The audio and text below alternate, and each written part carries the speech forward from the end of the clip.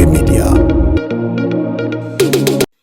Eba aba epsi biso bazolo bake si donc soki biso to sekwi kati na Yesu parce que to kufaki kokufa lingi koloba pe susu nini lingi loba lisusu ke biso to zaki kati na mokili tant to ye kati na Yesu to lui baptême wana to kotaki na kati na mai lingi koloba te to kufi pe to sekwi kati na Yesu biso bato to sekwi esengeli na biso tosala nini apres kosekwa wana balobi esengeli na moto ya sekwe esengeli aluka biloko ya likolo esika Kristo afandi na loboko ya papa na ye amen et na de balobi ke affectionnez-vous aux choses d'en haut et non celles qui sont sur la terre amen balobi esengeli na bino bolendisama na makambo ezali ya likolo kasi na oyo ezali na se na moi te alleluya tozomona HP Media yo mwana nzambe ovie bemami epai na Yesu ozali mutu lisusu te ya kobima kokende kotala nazwa boye nakende boye nasala boye parce que vie na yo ebombami epai na Yesu esengeli na mwana nzambe nyonso ata na besoin ya kokota na lola esengeli affectionne na biloko ya likolo tokotanga biloko yango eza ya likolo eza nini balobi presque oso kufi car vous êtes mort po ete bosi bokufi vie na bino eza ebombami epai na Yesu Kristo alleluya okufi okomi mokufi biloko nyonso bande kosala bande komona ezalaki intérêt mpona ozokoka suki osala yango te okoki suki osala yango te po ete vi no ezodépendre epai na Yesu ye nde moto azokodirige vi na yo sikoyo otambusa yango su yo moko te na kati babi quand Christ votre vie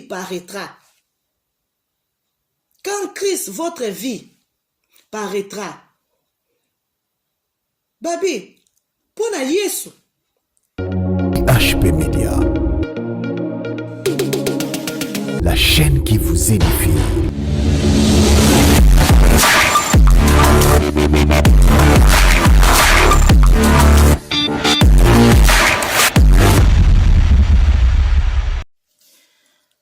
Shalom les adorateurs, shalom le peuple de Dieu, shalom les enfants de Dieu.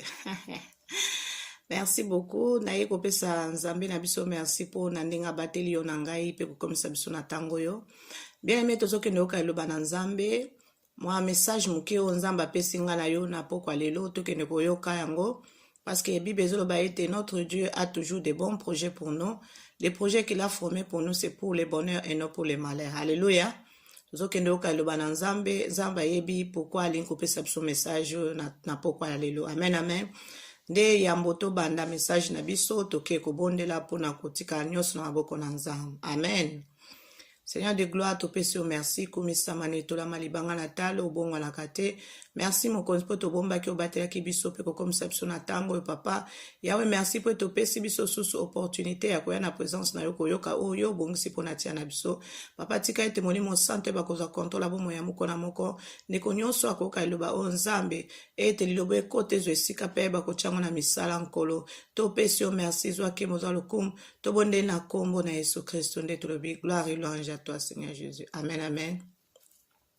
Bien aimé tozokende kotanga mukanda na biso ava totanga foko pesa sujet to thème ya liloba na biso ezali thème na biso ezali te cherchons les choses d'en haut. Amen. Wana tozui mukanda ya Colossiens chapitre nango 3 verset tobandi na 1.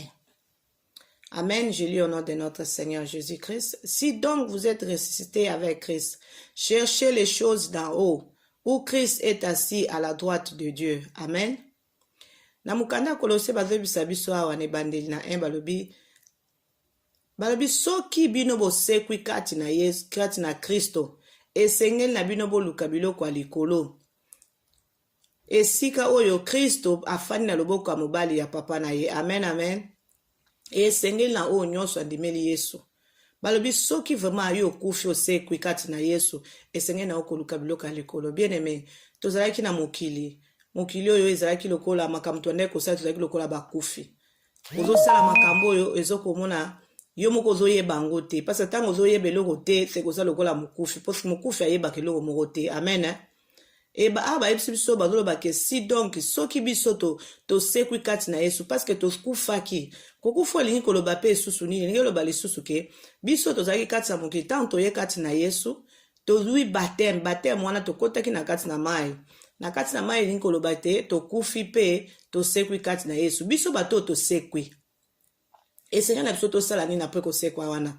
Balobi esengeli na moto ya sekwe, esengeli aluka biloko ya likolo, esika Kristo afandi na loboko ya papa na ye. Amen.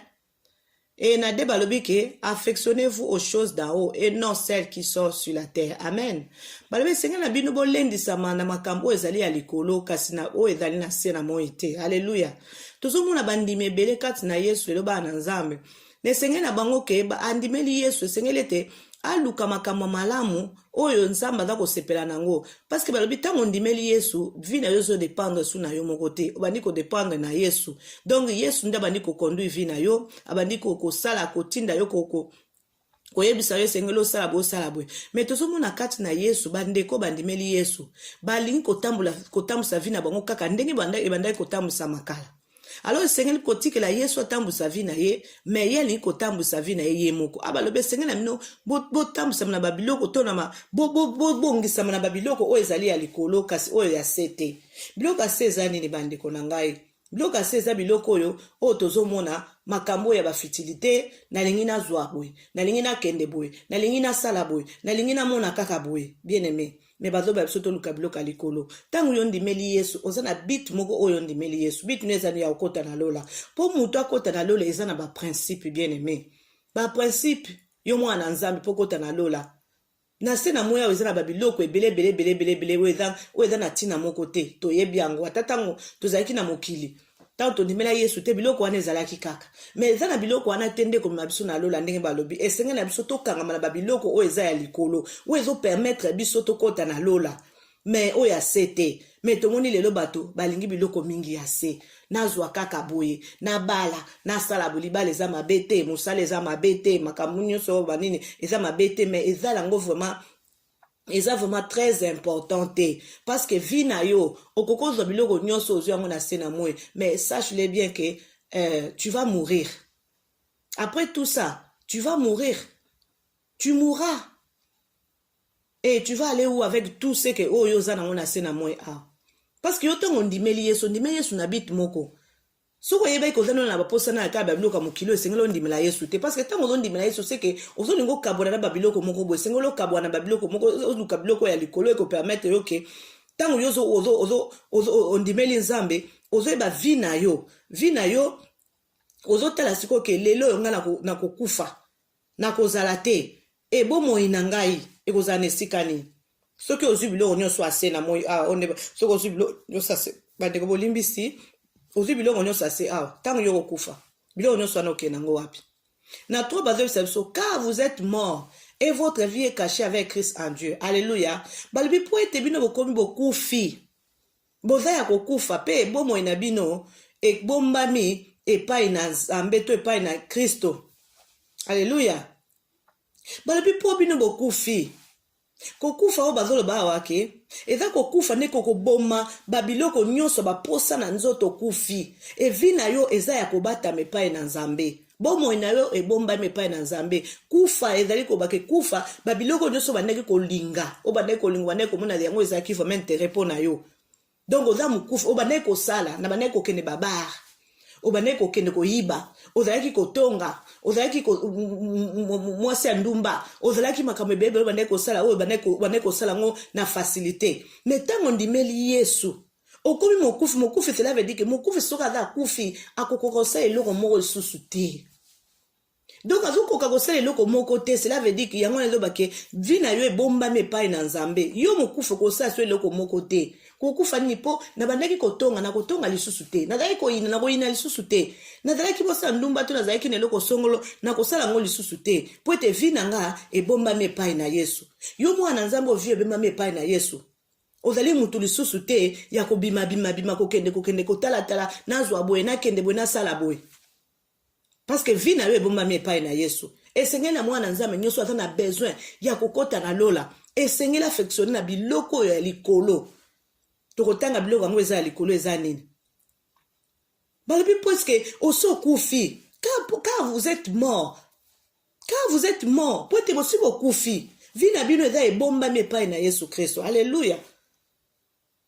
okufi okomi mokufi biloko nyonso bande kosala bande komona ezalaki intérêt mpona ozokoka suki osala yango te okoki suki osala yango te po ete vi no ezodépendre epai na yesu ye nde moto azokodirige vi na yo sikoyo otambusa yango su yo moko te na kati babi quand Christ votre vie paraîtra quand Christ votre vie paraîtra babi mpona yesu alors vous paraîtrez aussi avec lui dans la gloire. Ozomona. Vina mino za yakobomba mepai na Yesu. Parce que so Yesu ayende bokomona makamuna bino nyoso ekomona na. Pe bokozala na nini oya gloire na Yesu Kristo. Esenge na mutu nyonso andimeli Yesu Kristo adala mutu oyo adali koluka biloko ya malamu oyo komema ye na kota na lola. Mwana nzambe tango ndimeli Yesu yeba koyeba bito oyo ndimeli Yesu eza nini. Alors, on a 5 babi que faites donc mourir les membres qui sont sur la terre. Alléluia. Balobi boye bako boma. Babiloko nyo soto ba parti nyo so ezali ezo qui sont sur la terre. Ezali comme mabino na makambo ya mukili. Na makambo ya se esenge na bino bo boma yango. Eloko ngo ezani bazo tuna babi l'impudicité. L'impudicité kati na ba na nzambe ezoko régner na ndenge moko ezalaka te. Balobi soko zalaki na biloko wana. Yo zakati na Yesu esenge lo kabwana na impudicité. Ko bima lesu tende ngo zalaki ozana yo kaka pete ndeblo mkiba lobike bandeko bolimbisa ngama mwanzambe da nasone te bakumo benga yo kale so pete na mo bali na yo mwasi kale so pete l'impureté mukabona nango kabona l'impudicité eza ekobo eza nini la fornication l'impureté busalité donc biloko eza malamu te na misu na nzambe olinko sala biloko moko bo eza dini ete libosa nzambe les passions makanisi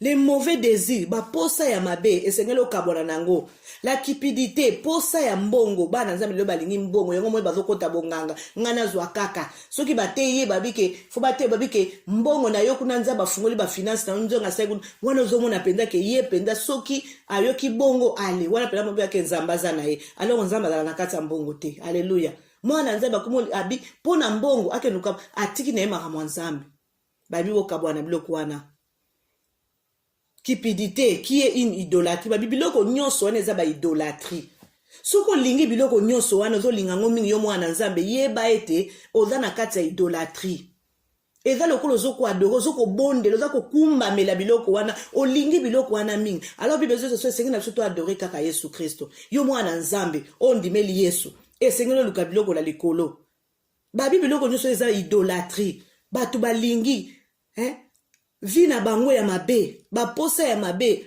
azwa mbongo kaka asala kaka boye donc ye vina ya kala na liko tika ngote amemi yango tikati na Yesu balobi c'est à cause de ces choses que la colère de Dieu vient sur les fils de la rébellion alléluia balobi na pona ndikambo yo yango nde kukanda na nzambe ekiti likolo na mwana oya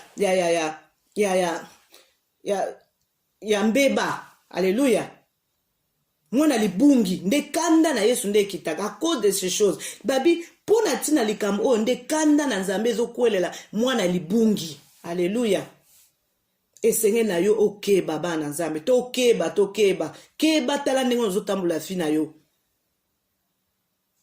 keba ndenge ozotambula fi na yo na cette babi parmi lesquels vous marchez autrefois lorsque vous viviez dans ces péchés balbi tala ndenge bozali kotambola ndenge bozali kotambola kala tango bozalaki na tango na bozalaki na masumu esenge na bino bokabona kati na biloko nyonso wana alléluia kokabona na mabe bien aimé balobi chercher les choses d'en haut. Qu'est-ce que les choses d'en haut? Quelles sont les choses d'en haut plutôt?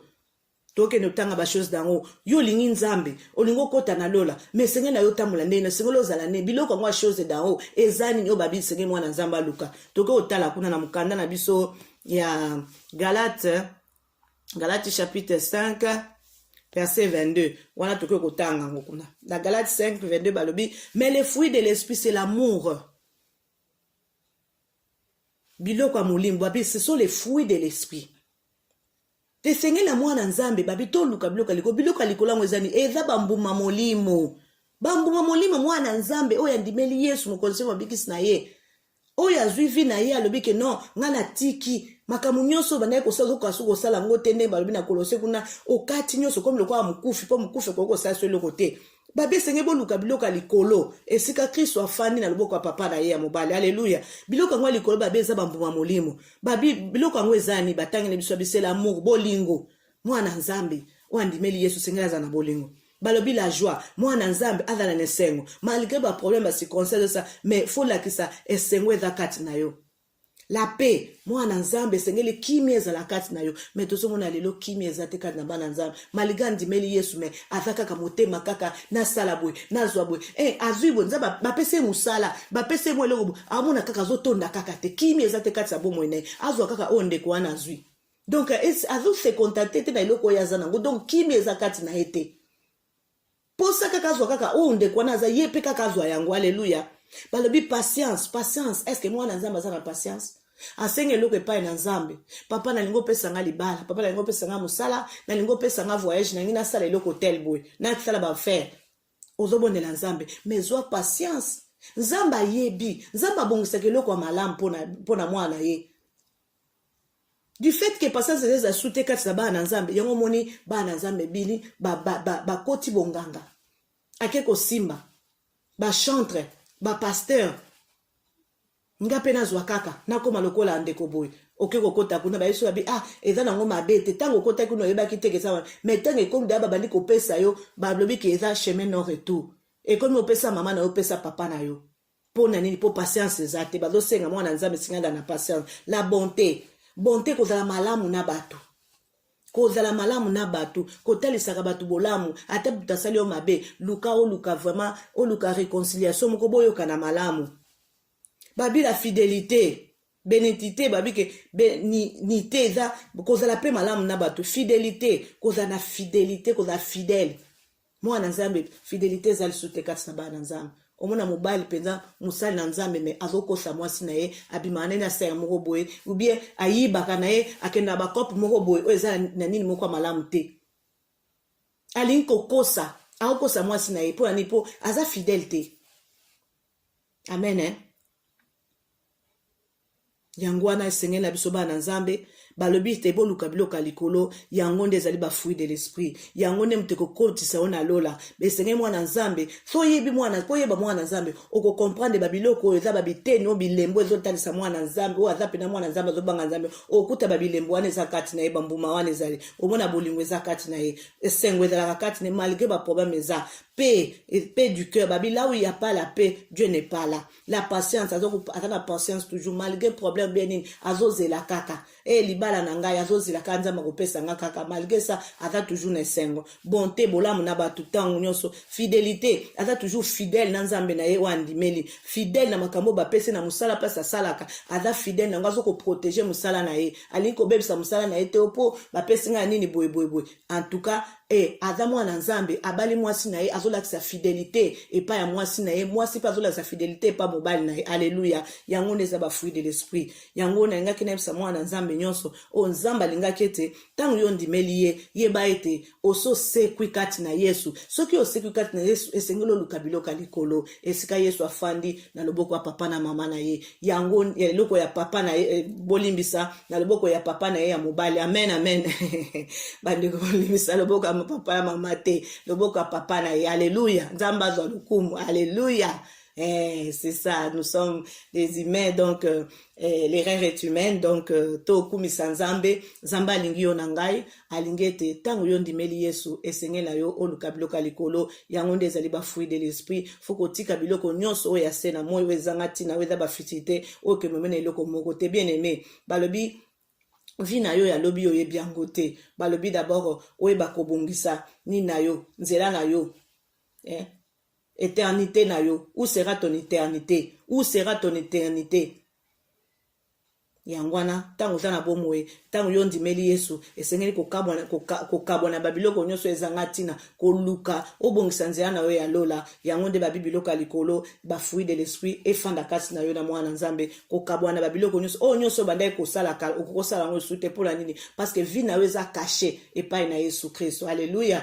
yango nde ezalaki lokola liloba oyo nzambe abongisi mpo na tina na yo nanga na pokwa ya lelo tika nzambe na lola amona moko na moko wana nde tokutani prochainement ezanga wa bino la servante de Dieu mama Deborah Chantal tika nzambe apambola bino amen amen.